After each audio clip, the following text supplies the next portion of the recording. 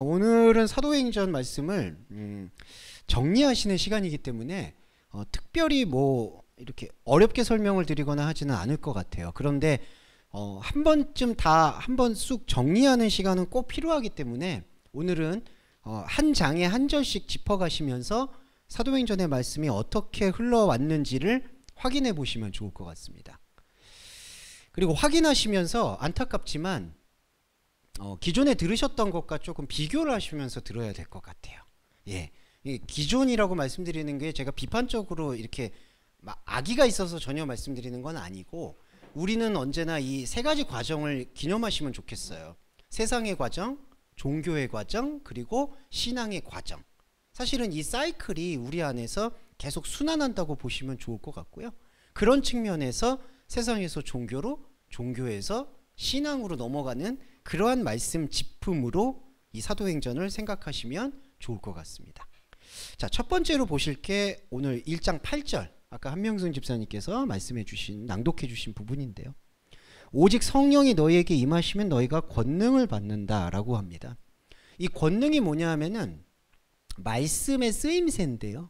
이 말씀의 쓰임새의 가장 큰 역할이 여기에 나오는 게 예루살렘, 유대, 사마리아, 땅끝, 이렇게 돼 있어서 이거를 우리가 기존의 방식으로 보게 되면은 복음이 온누리에 전파가 된다라는 걸로 강조가 되는데, 본질적인 말씀의 행위에서는 예루살렘은 종교를 상징하고요, 종교에서 세상으로 흩어진다라는 뜻이 1장 8절에 성령의 능력을 뜻하고 있다. 이렇게 정리를 먼저 해봐야 될 것 같아요. 그러면 제가 아까 3단계에 말씀드렸잖아요. 세상에서 종교로, 종교에서 신앙으로. 그럼 여기서 성령의 능력이 말하는 예루살렘은 어디를 상징할까라고 보면은 종교를 상징하는 거고요.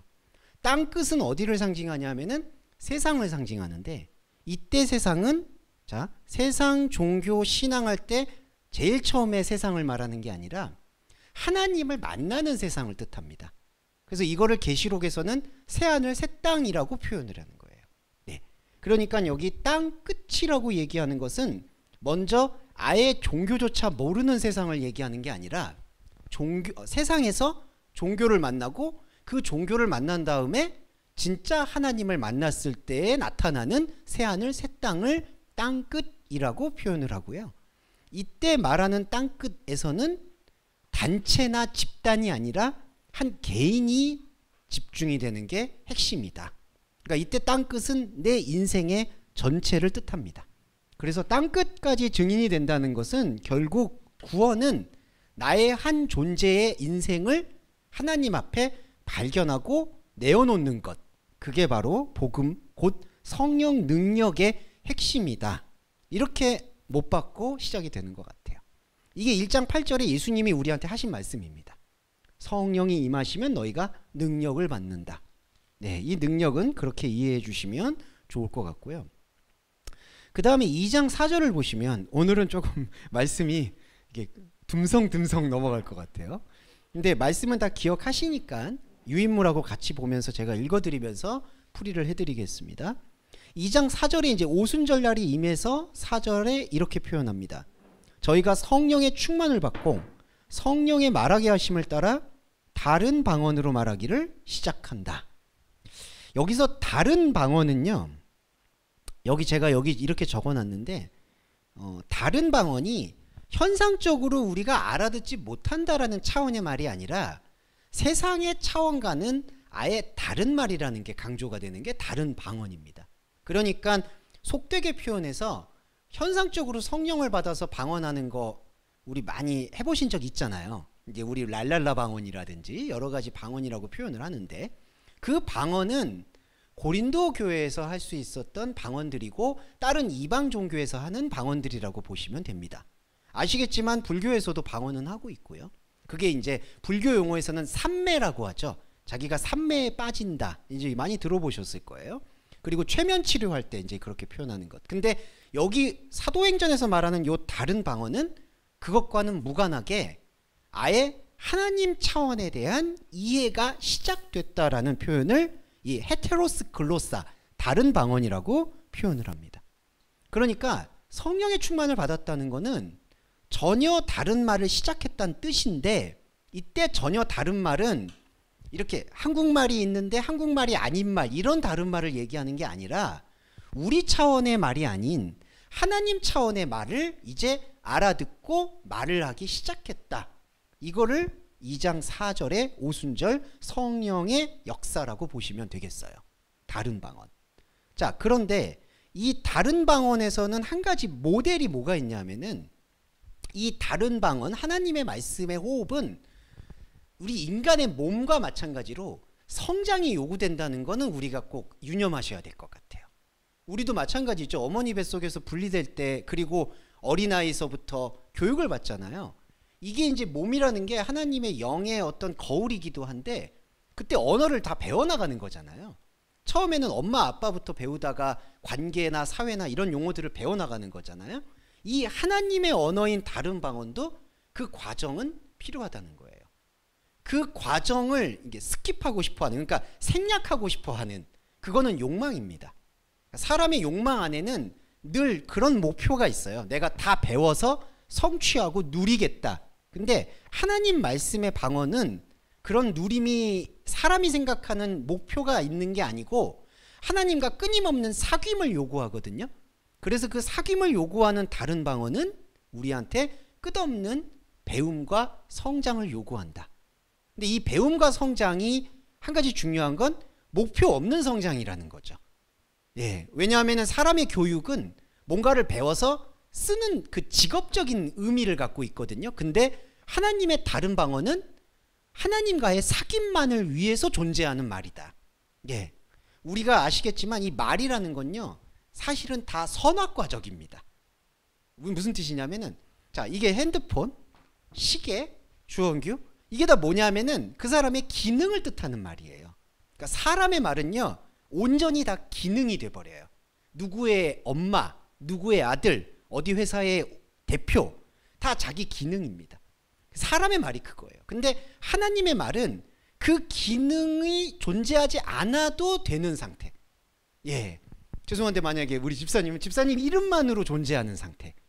근데 이게 우리한테 중요한 하나님과의 사귐이고, 사실은 여기 안에 구원, 천국, 새하늘 새 땅이 다 담겨 있다.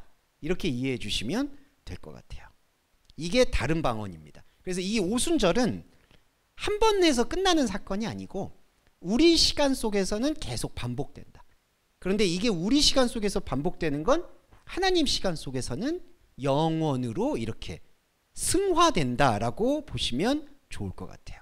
그래서 2장 4절에 성령의 방언은 바로 하나님 차원에서의 말이다. 이거를 말씀드릴 수 있겠고, 자, 이 성령을 이제 체험하고 초대교회의 주인이라고도 할 수 있는, 그 하나님은 주인이라고 얘기 안 하지만 이제 사람들이 그렇게 칭송을 한 거죠. 베드로와 야고보의 이 이스라엘 교회가 3장 6절에 보시면 이런 기적을 일으키는데, 이 기적의 말씀의 핵심은 이렇습니다. 3장 6절에 베드로가 말하되 은과 금은 내게 없거니와 내게 있는 것을 너에게 주니 나사렛 예수 그리스도의 이름으로 걸어라. 이렇게 표현을 합니다. 여기서는 중요한 게, 제가 여기다 유인물에다가 걷는다라는 의미가 다르다라고 말씀을 드린 게 뭐냐 하면, 여기 보시면 나사렛 예수 그리스도의 이름으로 걸어라라고 되어 있지만 원문을 직역을 해보면 엔토 오노마티 예수 그리스도라고 해서 예수 안에서 걸어라, 이렇게 표현을 합니다. 예수 안에서 걸으라는 뜻은요, 이 걷는다라는 의미가 다르다는 걸 암시하는 거예요. 그러니까 은과 금이라는 건 뭐냐 하면은 사람의 도구를 뜻합니다. 은과 금은 걸으려는 기능을 수행하는 용어인 거예요. 그러니까 자, 여러분, 저와 여러분이 현상적으로 걷는 이유가 뭘까요? 하나님이라는 말씀이 배제가 되면 이거는 다 쓰임새예요. 걸어서 일을 하거나 걸어서 뭘 하거나. 그러니까 지금 베드로가 이 앉아있는 사람한테 비록 현상적으로는 기적을 일으켰는데, 말씀은 만약에 우리가 현상적으로 그냥 속된, 그냥 옛날 표현 쓸게요, 안진뱅이였다가 일어난다라고 가정을 해도요, 그 일어나는 그 용도가 하나님과의 소통이 아니라 자기 인생의 쓰임새라면은 그 걷는 거는 아무 의미가 없다는 거죠. 그러니까 여기서 베드로가 말한 거를 누가복음에서 누가, 사도행전의 기록자인 누가가 어떻게 담았냐 하면은 여기서는 안진뱅이가 걷는 게, 현상적인 게 중요한 게 아니라 예수 그리스도 안에서 걷는 게 진짜 걸음이다. 그러면 예수 그리스도 안에서 걷는 건 뭘까요? 딱 하나예요. 하나님을 만나는 거예요. 예, 이 만나는 게 걷는 거예요. 그러니까 은과 금이 없다는 얘기는 만약에 현상적으로 그 안진뱅이가 일어났다고 하더라도 그거는 베드로에게나 예수님에게나 우리에게나 솔직히 아무 의미가 없는 거예요. 어떤 도움은 되겠죠? 몸의 불편함을 해소할 수 있는 도움은 있죠. 저희가 예배 끝날 때 베르의 기도를 하잖아요. 그 베르의 기도의 쓰임새가 딱 그 정도라고 보시면 돼요. 우리가 몸이 아프거나 관계가 어렵거나 건강이 힘들거나 돈이 부족해서 하나님의 말씀에 대해서 집중력이 흐려지는 게 원통해서 그걸 해소해달라고 기도하는 게 배려의 기도인 거고, 진짜 기도는 예수 그리스도 안에서 걷는 거, 그리스도를 알아보고 그리스도도 나를 알아보는 거, 그게 바로 진짜 걷는 거다. 그래서 이거를 예수님 당시로 돌아가 보면 예수님이 귀신을 쫓아내시고 그 다음에 안진뱅이를 걷게 하시고 38년 된 병자를 치유하신 모든 목적은 이 현상의 뜻이 하나도 없었다는 거죠. 근데 그래서 예수님이 그런 말씀을 하세요. 38년 된 병자를 치유하시고 나가서 다시는 죄를 범하지 말아라. 그 얘기가 뭐냐 하면은 이거 걷게 된 거 가지고 전혀 즐거워하지 말아라. 이거 걷게 되면은 너는 또 다른 세상의 쓰임새로 헌신될 수밖에 없다라는 뜻입니다. 이거는 비판적으로 말씀을 드리면 여러분과 저 안에서도요, 하나님이 현상적으로 응답을 줬다고 해가지고 즐거워할 거는 아니에요. 그러면 현상적인 재능을 가지고 또 어떻게 될까요? 세상의 쓰임새에 그냥 불쏘시개가 되는 것 뿐입니다. 그거는 하나님 말씀 차원에서는 기뻐할 게 아니에요. 그냥 일시적인 도움을 받는다고 생각하세요. 관계가 해소가 되거나 어려움이 사라지거나 돈 문제가 해결되면 아, 이걸로 내가 하나님과 더 말씀 볼 수 있겠구나라는 걸 기뻐하셔야지, 그걸 걷게 되고 그걸 눈을 뜨게 되고 그게 문제가 해결돼서 하나님께 영광 돌리려는 것은 죄송한데 가장 천박한 신앙행위가 됩니다. 이게 베드로가 강하게 얘기했던 그리스도 예수 안에서 걸어라. 이거를 유념을 두시면 좋을 것 같아요. 자, 이게 하나가 포인트고, 또 하나 이제 넘어가면 4장 12절에서 사도와 백성들에게 이제 베드로와 스데반이 복음을 증거하기 시작합니다. 4절에서는 이제 스데반의 이제 복음 증거가 핵심이 될 것 같은데 사도들한테 얘기를 했는데, 여기서 12절에 이런 표현을 해요. 이제 베드로와 요한이 이제 베드로가 성령이 충만해서 얘기를 하네요. 11절에는 먼저 건축자들의 버린 돌이라고 표현했고 12절에서는 다른 이로서는 구원을 얻을 수가 없나니.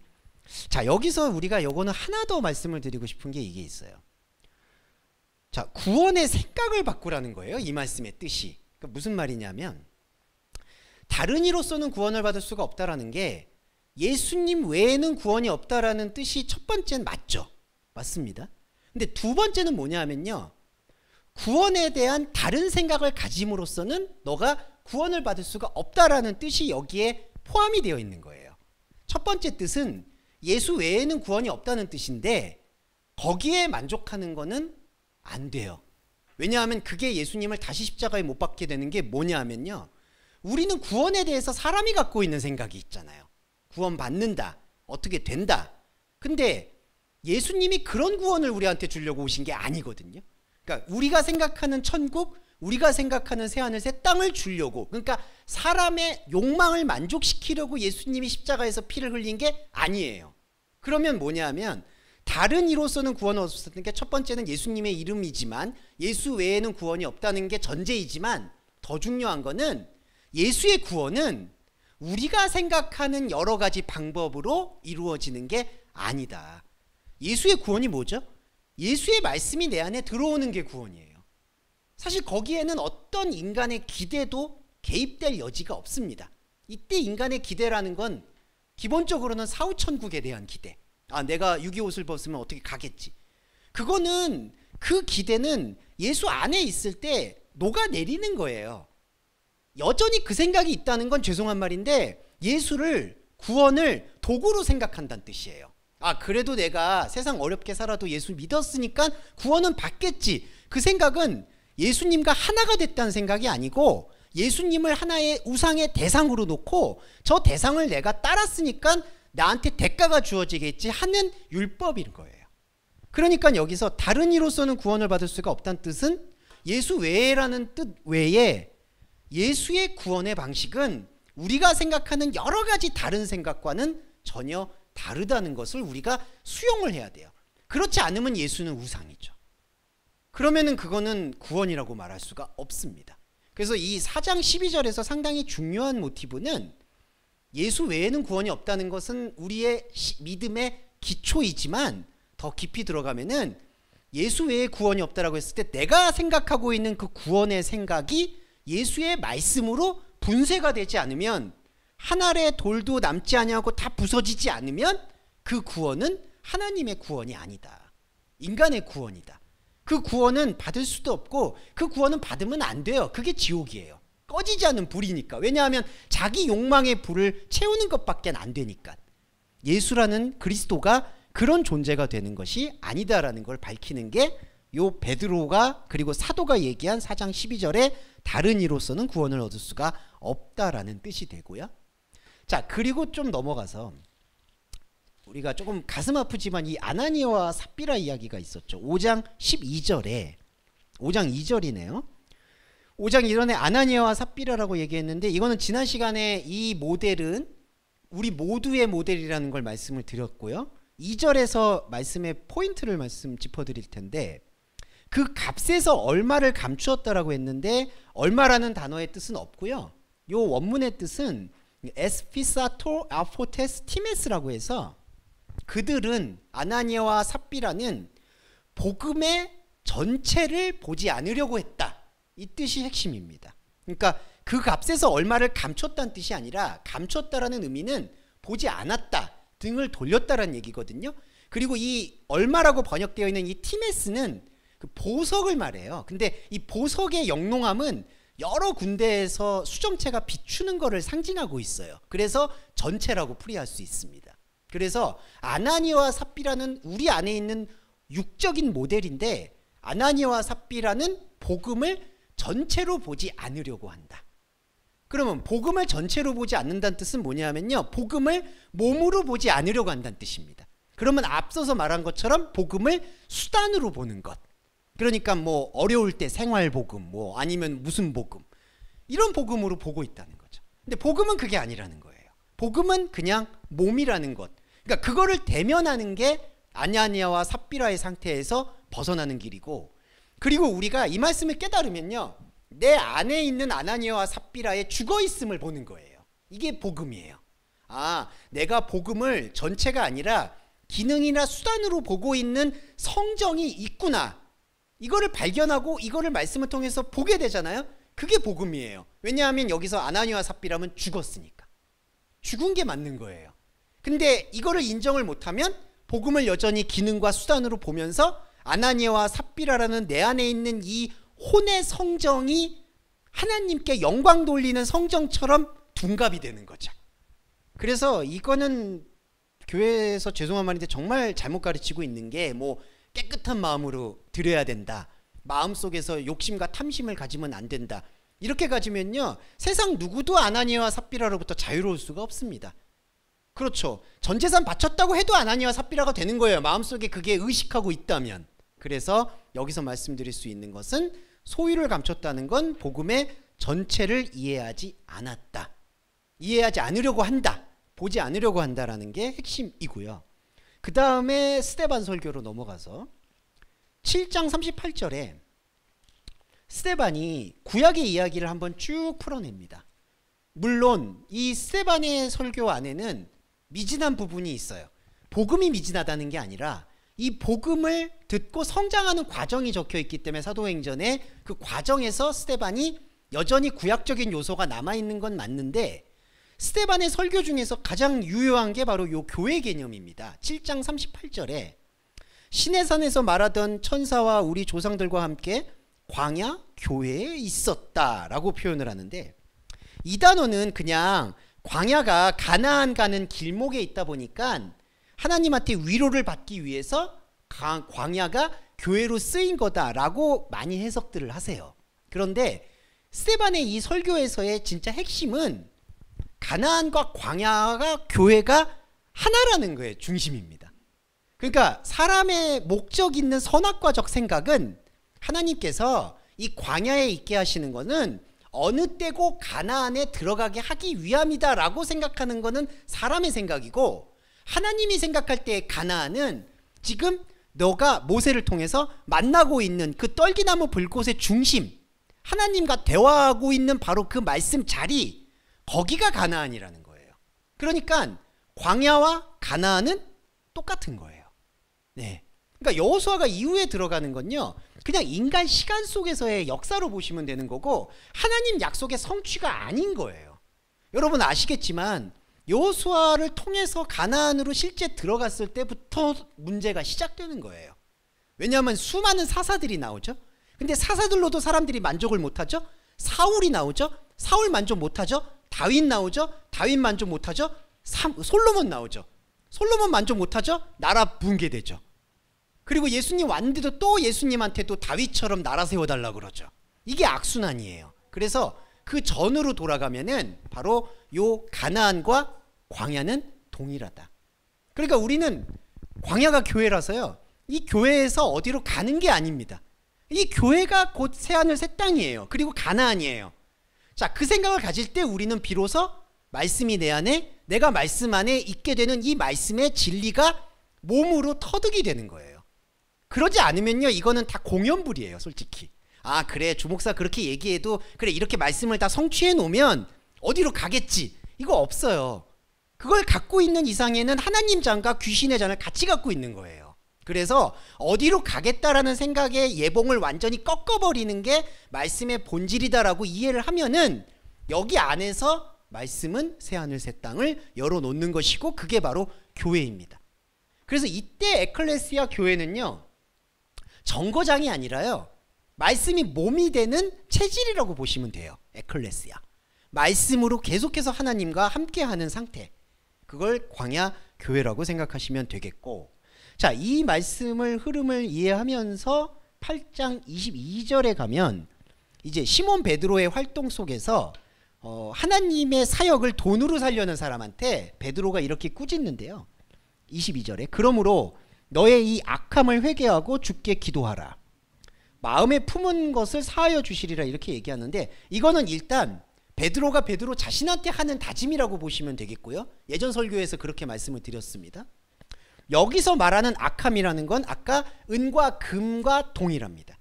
그러니까 은과 금이라는 거는 꼭 돈이 아니라 복음을 수단으로 삼는 행위고요. 복음을 수단으로 삼아서 목회든 신앙생활이든 끌고 가려는 일체의 모든 시도가 베드로가 밝힌 악함이에요. 여기서의 악은요, 도덕윤리적 악을 얘기하는 게 아니라 인간의 종교를 선악과적으로 끌고 가려는 충동을 말하는 겁니다. 그럼 이 악함으로부터 회개하려면 어떻게 해야 되죠? 우리가 다짐한다고 되는 일이 아니죠. 이 악함으로부터 회개는 우리가 끊임없이 이 악함의 고리를 끊어내는 방식으로 말씀을 보내야 된다는 거예요. 그러니까 말씀 묵상이 왜 예배의 본질이냐면, 이 말씀이 이 악함, 종교를 선악과적으로 끌고 가려는 충동을 끊어내는 기능과 진짜 의미로서 이 복음을 보게 될 때만이 이 악함으로부터의 회개가 가능하다는 거죠.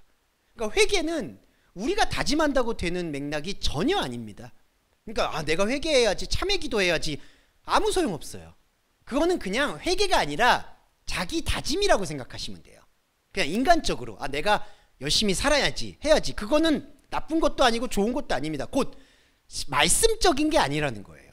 그건 회개가 아니라 그냥 자기 다짐 반성이고요. 성경에서 말하는 회개는 이 말씀이 우리가 가지고 있는 선악과적인 기능을 끊어내는 생명장치로서 역사한다. 그리고 그 관점에서 보는 상황, 그게 회개예요. 그게 참 회개가 일어날 수가 있습니다. 이게 8장 22절의 역사라고 보실 수가 있겠고, 자, 이 회개의 말씀에 노출이 될 때 바울이 경험한 건데 9장 18절에 보시면 비늘이 벗겨집니다. 이제부터 바울이 본격적으로 이제 등장하는데 18절에 즉시 사울의 눈에서 비늘 같은 것이 벗어지니 다시 보게 되었다. 일어나 세례를 받고. 근데 이게 사람들의 이 말씀을 볼 때 욕망은 즉시 같은 거를 뭐랄까 되게 현상적인 걸로 취하고 싶어 해요.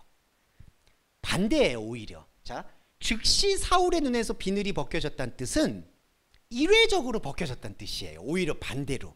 그러니까 본질적인 게 아직 벗겨졌다는 얘기가 아니라 일단 현상적으로 바울이 했던 율법적 종교가 멈췄다라는 뜻입니다. 그러니까 이거는 완성이 아니라요, 정말 걸음마와 같은 시작을 말하는 거예요. 즉시 비늘이 벗겨졌다. 이 즉시라는 거는 현상계를 뜻하는 거거든요. 그러니까 현상적인 것 안에서 바울이 일단 자기가 했던 행동을 스탑했다는 뜻이에요. 근데 이게 끝이냐? 아까도 말씀드렸지만 이게 시작이라는 거예요. 그러니까 여기서 일어나 세례를 받았다라는 이 뜻은 이런 형식적인 물세례나 침례를 받았다는 뜻이 아니라 이제 이게 하나님 말씀에 노출이 되기 시작했다라는 시작점을 뜻하는 게 세례를 받았다라는 뜻입니다. 그러니까 우리도요, 성령의 세례를 받는다는 것은 현상적으로는 우리가 가지고 있는 혼적인 것을 멈추는 게 비늘 벗겨짐이고, 내면적으로는 하나님과 계속 소통하기 위한 말씀이 몸이 되는 영적인 행위가 일어나는 게 바로 비늘이 벗겨진 것의 유효한 의미라는 거예요. 그러니까 이거는 바울이 실제로 진짜 눈이 멀었다가 떴겠죠. 당연히 저는 그걸 믿습니다. 지지합니다. 그런데 바울이 진짜 눈이 감겼다가 뜬 거는 아까도 말씀드렸지만 중요한 게 아닌 거예요. 바울은 이제 내가 지금까지 열심히 쫓아왔던 것에서 완전히 멈추는 거예요.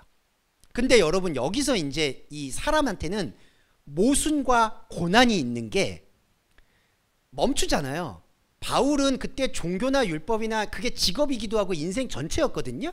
바울이 멈추죠. 그러면 바울이 자기 존재가 부정당하는 경험을 하는 거예요. 지금까지 인생을 살아왔는데 완전히 헛산 거예요. 그러니까 스탑되는 경험이 그거예요. 근데 사람이 여러분 감정적인 동물인지라 그때 우울증이 와요. 그러니까 신앙에서도요, 신앙을 경험하시려면 이런 말씀 드려서 정말 송구한데 일단 우울증을 겪어야 돼요. 그러니까 이런 어떤 심리적 우울증이 아니라 내가 지금까지 뭐 했지라는 거는 필연적으로 와야 돼요.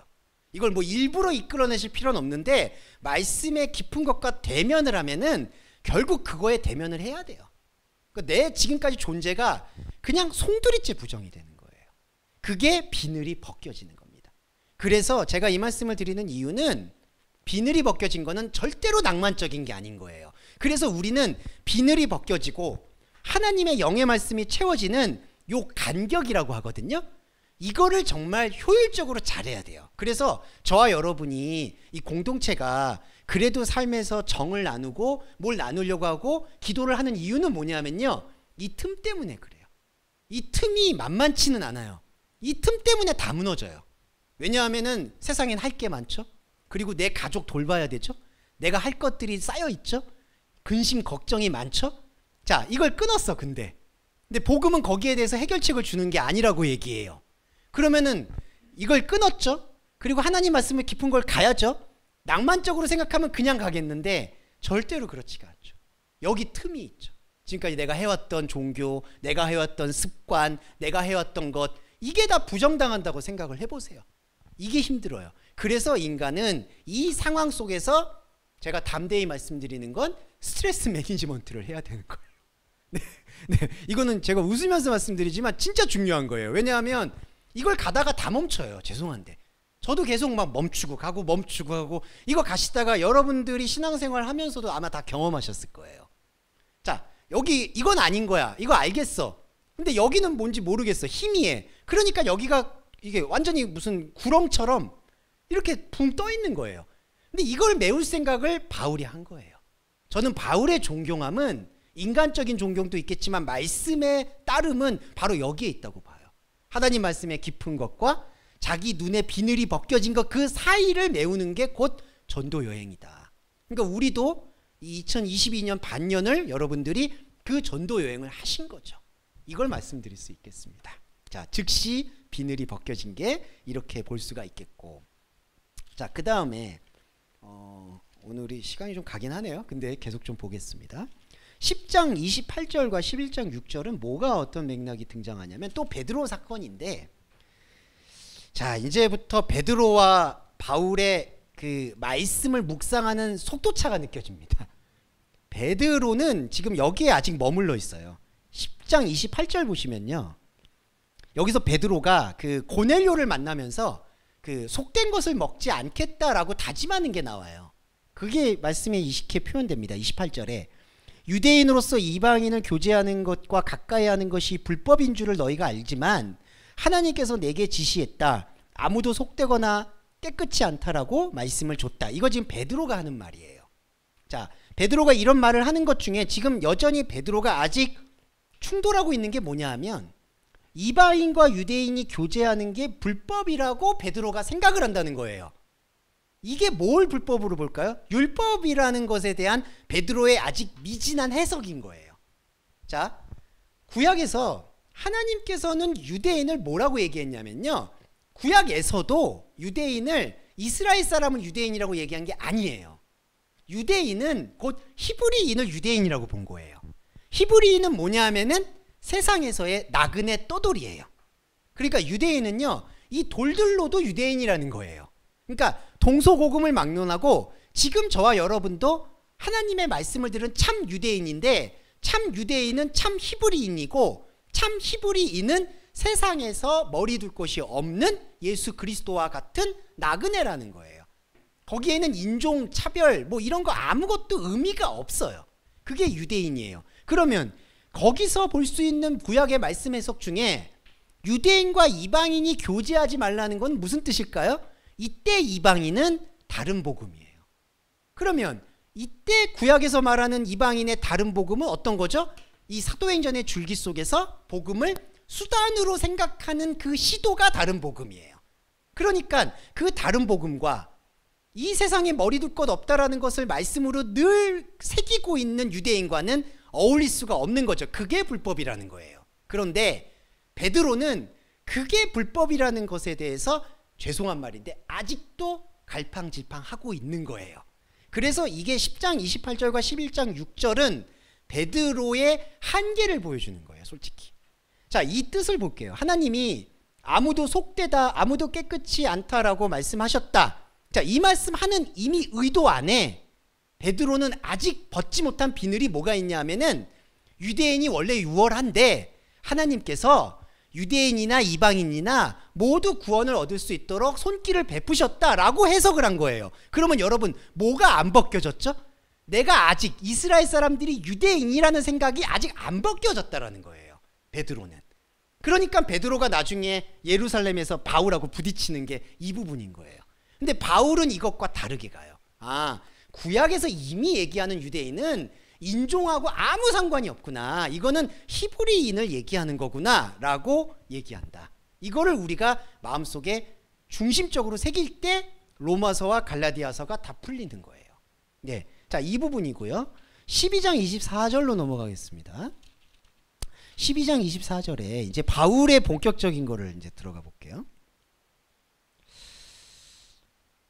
12장 24절인데요. 아, 바울 아직 안 나왔나? 바울 안 나왔네요. 요거 한 가지 넘어가고 할게요. 빨리 바울로 넘어가고 싶은 이 충동을 어떻게 해야 될지. 네. 12장 24절에는 요거 한마디 있네요. 하나님의 말씀은 흥왕하며 더한다. 요거 잠깐 좀 설명을 드릴게요.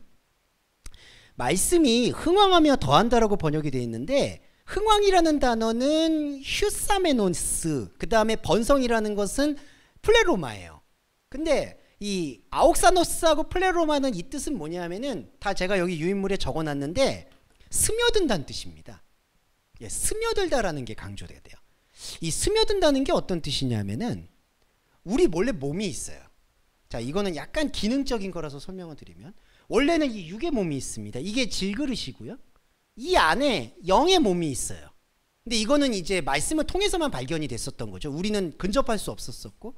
근데 예수 그리스도가 이 육의 몸과 이 영의 몸이 하나였던 존재이기 때문에 이거를 열어버리는 거예요. 그러니까 예수가 우리의 구원이라는 거는 우리 질그릇인 육의 몸과 우리는 볼 수 없었던 영의 몸을 하나로 보여주시는 통합 모델이 된 거예요. 자, 그 통합 모델을 봤을 때 우리한테는 하나님과 관계를 맺게 될 때, 하나님은 나를 예수와 같이 보기 때문에 영적인 몸과 육적인 몸이 통합된 걸로 보세요. 자, 하나님은. 그런데 우리의 감각은 영의 몸에 뿌리를 두지 못했고 육의 몸에 뿌리를 뒀기 때문에 말씀이 뭐든 들어와도 또 육의 몸에다가 다 장착을 시키는 거예요. 스며드는 거는 그거를 저번에 중화라고 말씀드렸듯이 그거를 휘발시키는 거예요, 자꾸. 그러니까 육의 몸에다가 말씀을 장착시키려고 하는 모든 충동을 말씀은 그거를 스며들게 해서 영의 몸으로 이렇게 흘러 들어가게 하는 거예요. 그래서 아모스서에서 공법이 하수처럼 흐르게 한다는 게 바로 그 뜻이에요. 육의 몸에다가 다 담으려고 했던 것, 그건 인간의 본능이거든요. 그런데 그 본능을 하나님의 말씀은 영의 몸으로 흘러가게끔 만들어준다. 제일 중요한 건 여기서 우리가 통로가 돼야 되거든요. 천사라는 뜻이 통로예요. 우리도 주의 천사예요. 그런데 통로가 되려면 가장 포인트가 되는 건 흘러갈 수 있도록 이 말씀의 개념을 잡아줘야 돼요. 그러니까 저희가 하는 예배에 저는 자신 있게 말씀드리는 포인트가 그거예요. 통로를 보는 거예요. 통로. 근데 이게 통로를 우리 생각으로 막아놓잖아요. 그러면은 육의 몸에다가 숯불을 머리에다 쌌듯이 육의 몸에다가 하나님 말씀을 다 쌓아놓고 이게 영의 몸에 같다라고 그냥 자기 합리화를 하는 것뿐이에요. 그러니까 예배가 잘못하면 사기가 되는 게 자기도 모르는 채 속는 거예요. 그러니까 이게 고등사기라고 말씀드릴 수 있는 게 자기가 이게 거짓인지를 알면서 속이면은 그거는 그냥 저등사기겠죠. 왜냐하면은 다른 사람 속이게끔 이렇게 의도하고 들어가는 건데. 근데 고등사기는 뭐냐면 자기가 이게 사기라는 걸 몰라. 마치 리플리 증후군처럼 자기가 정말 그렇게 믿어. 그러니까 그 안에서 진심이 쏟아져 나오는 거예요. 제가 진심을 경계해야 된다고 말씀드리는 게 참 안타깝지만 사람한테 진심만큼 소중한 게 어디 있겠습니까? 라마는 그 진심이 하나님의 말씀이 아닌 다른 복음에 의해서 난도질되면요, 그 진실은 우리한테 독이 됩니다. 그래서 말씀이 흥왕하고 더한다라는 거를 제발 낭만적으로 안 보셔야 된다. 그러니까 뭐 주님의 말씀과 성령의 능력을 받으니까 교회가 커지고 흥왕한다. 말도 안 됩니다. 정말 말도 안 돼요. 교회는 커질 수가 없어요. 양쪽으로도. 그거는 의미가 없어요. 왜냐하면 교회는요, 진짜 커진다는 의미는 뭘까요? 한 사람 한 사람이 말씀으로 생명을 느껴서 히브리인이 되는 게 교회예요. 그러면 현상적으로 표현할 때는 소아시아 교회처럼 다 흩어지는 게 맞아요. 그러니까 한글 번역은 이거는 잘못됐다고 봐야 돼요. 흥왕하며 더하는 게 아닙니다. 이거는 창세기에서요, 아담한테 창세기 1장에서 하나님께서 모든 걸 창설하시고 그 다음에 하나님께서 이 모든 거를 사람한테, 첫사람한테 흥왕하며 더한다, 복에 더한다, 이 뜻하고 똑같은 거예요. 이거는 양적인 흥왕이 아니다. 그러니까 우리가 양적으로 뭐 커진다 안 한다 꼭 그걸 의식할 필요는 없으시겠지만 요 개념은 정확히 이해를 해주시면 좋겠다고 말씀드릴 수 있겠고, 자, 다 바울이 여기서부터 이제 조금 더 깊이 들어가는데 13장 36절에서 이제 바울이 말하기 시작을 하는 걸로 제가 알고 있습니다. 이렇게 바울을 찾네. 맞아요. 이거 바울 말한 거예요. 바울이 36절에서 다윗 이야기를 꺼내는 게, 다윗은 당시에 하나님의 뜻을 쫓아 섬기다 잠들어 조상들과 함께 썩음을 당하였으되 하나님의 살리신 이는 썩음을 당하지 않았다. 이렇게 표현을 되는데, 여기선 이제 제가 통합 모델을 말씀을 드렸던 건, 자, 우리 안에는요, 육의 자아인 다윗과 영의 자아인 그리스도의 연합체가 있다라고 생각해 주시면 좋겠어요. 그러니까 다윗도 똑같아요. 우리하고 똑같은 모델이에요. 구약에 나오는 모든 인물은 아이메시지라고 해서 나의 모델이에요. 그러니까 야곱도 나의 모델, 하와도 나의 모델, 그 다음에 요셉도 나의 모델. 그러니까 우리 인생에서 부딪힐 수 있는 혼의 여러 가지 차원에서 나타날 수 있는 일을 적어놓은 것, 그 안에 하나님 없음을 적어놓은 게 구약의 인물이라고 보시면 돼요. 그러면 다윗은 뭘까요? 다윗은 혼의 자아예요. 혼의 자아로서 다윗은 그 세대를, 여기서는 당시의 하나님을 쫓아 섬기는 게 번역이 됐는데 그게 아니고 이디아게노스 휘페르사스, 하나님의 궤가에 다윗은 자신의 세대를 섬긴 후에 잠들었다라고 합니다. 자, 하나님의 계획이 여기서 뭐냐면은 이거는 육의 계획이에요. 육의 계획. 무슨 뜻이냐? 저하고 성도님도 계시고 하지만, 자, 제가 이렇게 태어나게 된 것은 제 뜻이 아니죠. 저희 부모님 뜻도 아니에요. 저라는 존재가 태어난 것, 그거는 1차적으로 그냥 하나님 계획이라고 보시면 돼요. 예, 이걸 예정이라고는 하겠죠. 근데 이 계획에서 중요한 거는 우리 육의 그릇의 계획 중에 종말은 잠드는 겁니다. 그러니까 자, 성경에서는 이렇게 구분을 해요. 우리 육신이 이제 육의 옷을 벗는 거를 에피레스, 잠든다라고 표현을 하는 거예요. 이 잠든다는 건 무슨 뜻이냐? 사실은 소멸된다는 뜻이에요. 그러니까 우리 육신은 죽음이라고 얘기하는 게 아니에요. 그래서 사실 장례식장에서 그것도 죽음이라고 얘기하는 거 아니에요. 그냥 이 육신은요, 소멸되는 거예요. 이게. 자, 그러면 다윗은 세대에서 소멸됐다는 뜻이에요. 자, 저와 여러분도 이 육의 그릇은요, 소멸되는 거예요. 그리고 여러분, 이 소멸되는 것이 하나님한테 올리워지나요? 아니에요. 이 육은요, 그냥 이 육의 상태 속에서 우리가 이렇게 정신을 갖고 있고 의식을 갖고 있을 때 하나님 말씀을 듣고 깨우치는 하나의 그냥 거푸집인 거지, 이게 소멸되고 나면은 이 다윗의 몸은 아무 소용이 없는 거예요. 나쁜 의미가 아니에요. 왜 나쁜 의미가 아닐까요? 여러분, 이렇게 육신에서 했던 공적이나 업적으로 하나님한테 백보자 심판대 가면요, 저는 구원받을 사람 한 명도 없다고 생각해요. 왜냐하면 마음속에 그렇게 따지면 탐심 있죠, 음욕 있죠, 욕심 있죠, 사람 시기 질투했죠. 그런 거 만약에 하나님이 너 인생에서 그런 거 하나하나 다 끄집어내 보세요. 제가 제일 죄가 많을 것이고, 그렇게 따지면 여러분들은 분명히 아마 되게 노블리스 오블리제시겠지만 그래도 마음속에 뭐가 있으실 거 아니에요. 그러면 그거 다 따지면 백보자 심판대에서 어떻게 구원받아요? 그리고 알게 모르게 예수님 피로 죄 씻는다고요? 그게 가능도 하지 않죠. 자, 그래서 말씀드리고 싶은 건, 자, 잠든다는 건, 자, 다윗의 그 세대의 몸입니다. 그런데 자, 다윗의 몸은 같죠? 근데 37절에 보세요. 하나님의 살리신 이는 썩음을 당하지 않았다. 이게 뭐죠? 이걸 그리스도라고 보는데 맞아요. 근데 그리스도만이 아니라 그리스도의 연합체인 여러분, 저와 여러분. 그러니까 다윗은 육의 그릇이에요. 육의 그릇은 소멸됐어요. 근데 지금 뭐가 남았죠? 하나님의 살리신 이 그리스도와 연합되어 있는 내 영의 몸, 이 영의 몸이 썩지 않은 거예요. 이게 부활입니다, 여러분. 그러니까 이게 완벽한 하나님의 약속이심을 좀 기억해 주셔야 돼요. 그러니까 다윗은, 우리는 육의 몸은 이렇게 사라지는 거예요. 여기엔 아무 의미가 없어요. 그래서 구약의 제사가 향으로 되는 게 바로 요거를 우리한테 교훈을 주는 거예요. 이거 아무것도 아니다, 아무것도 아니다, 끊임없이. 나쁜 게 아니에요. 왜냐하면 이게 아무것도 아닌 걸 알아야지요. 우리가 갖고 있는 머리, 생각, 혼의 어떤 기능이 이 아무것도 아닌 것에다가 저당 잡히지 않고 오직 하나님의 물줄기, 하나님의 영적인 흐름으로 이걸 전환시킬 수가 있으니까. 그러니까 세상에서는 소멸되는 것이고 하나님의 말씀에서는 바로 썩지 않는다. 곧 인간의 크로노스적인 것으로 관계 맺지 않는다. 카이로스적인 하나님의 시간으로 관계를 맺는다라는 게 바로 이 뜻이라 생각하시면 되겠습니다. 네, 여기까지가 이제 중간 부분이라서요. 잠깐 쉬셨다가 잠깐 마무리하고 또 보도록 하겠습니다.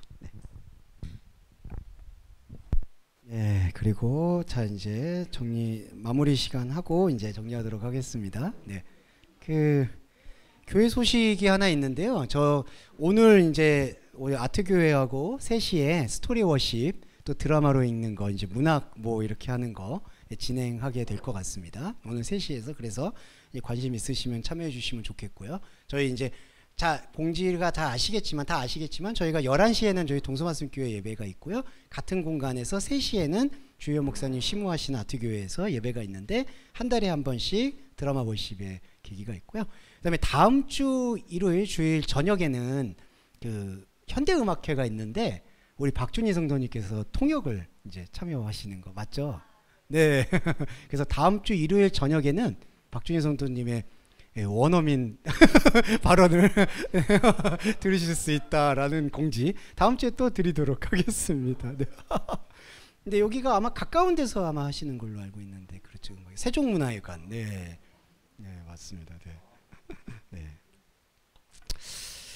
네. 아이고, 참 근데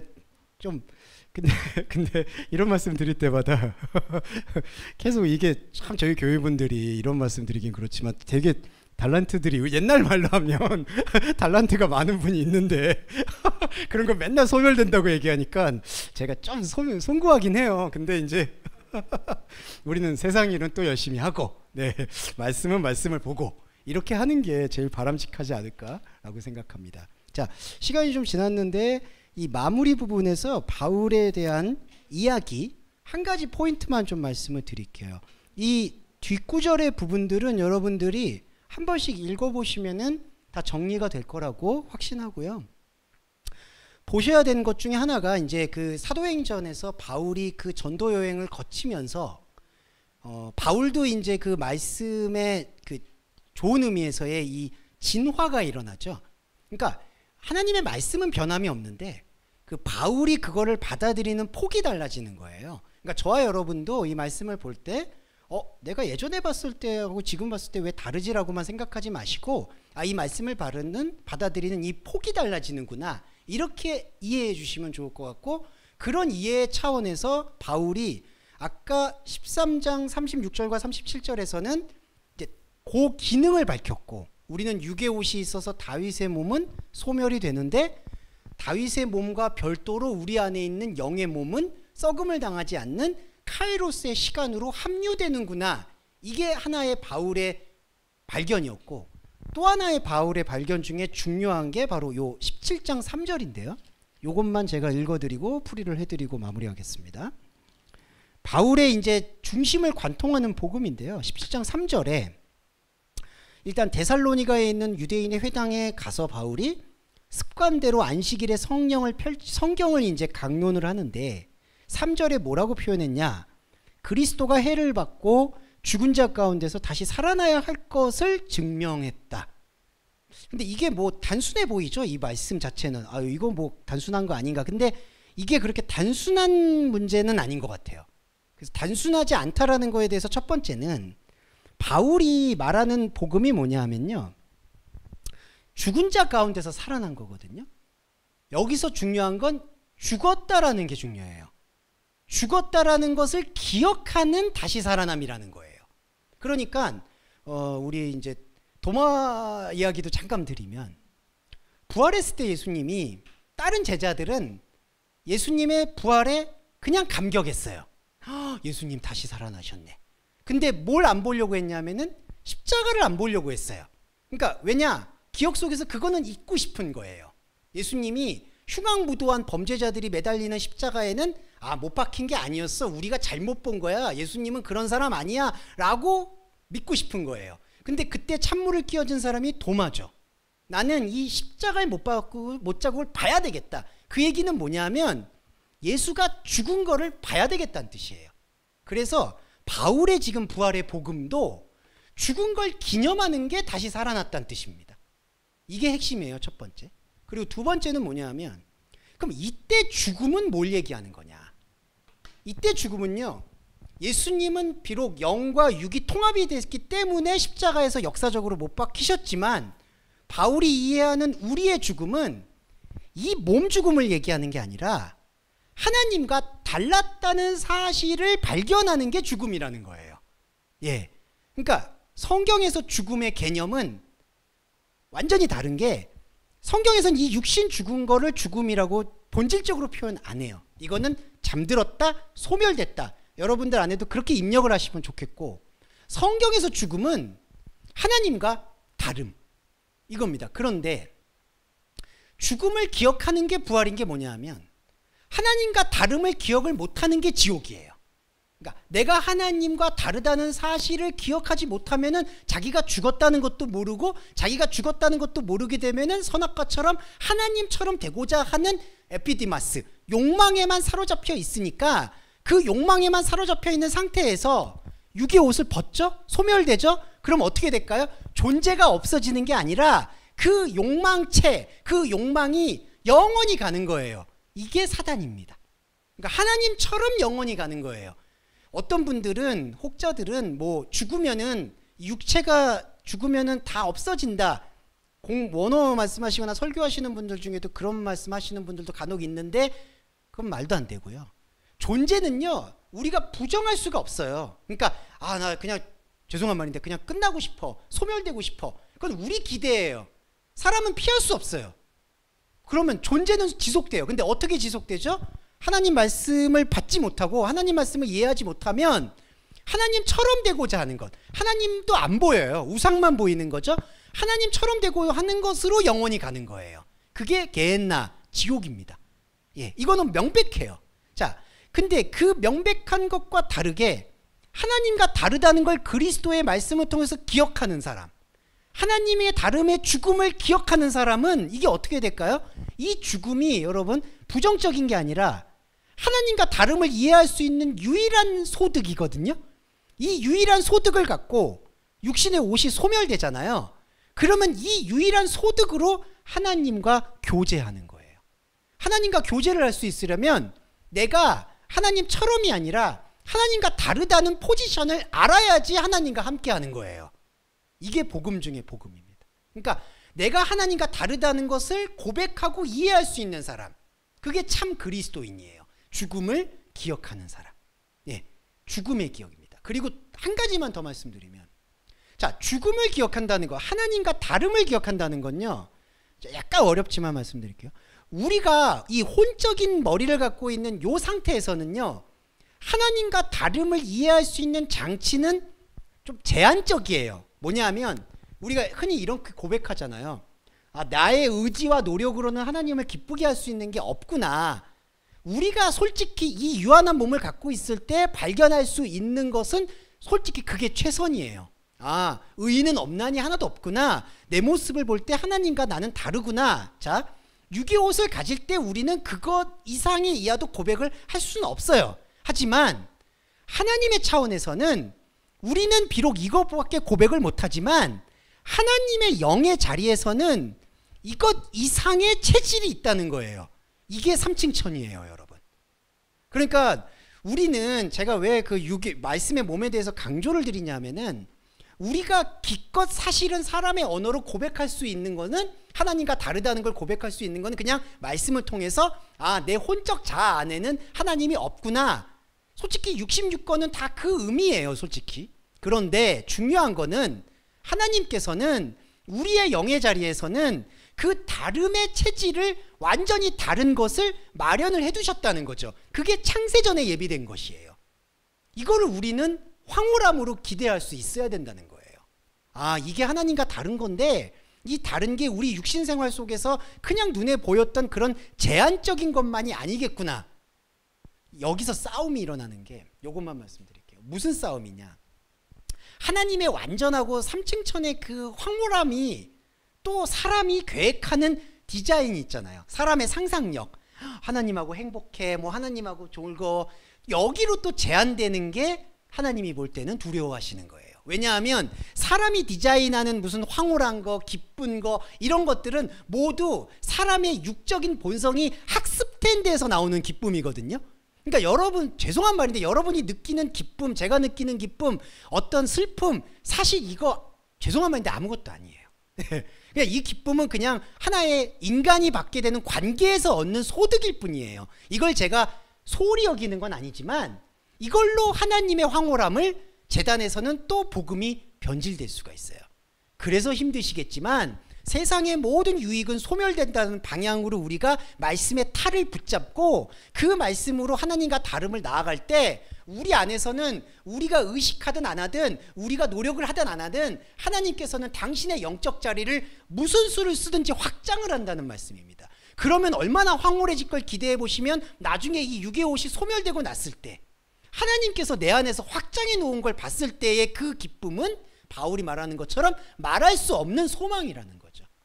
그래서 우리가 느껴야 된다는 소망, 바로 그 소망에 대해서 저는 그 소망이 없다고 말씀드릴 수가 없어요.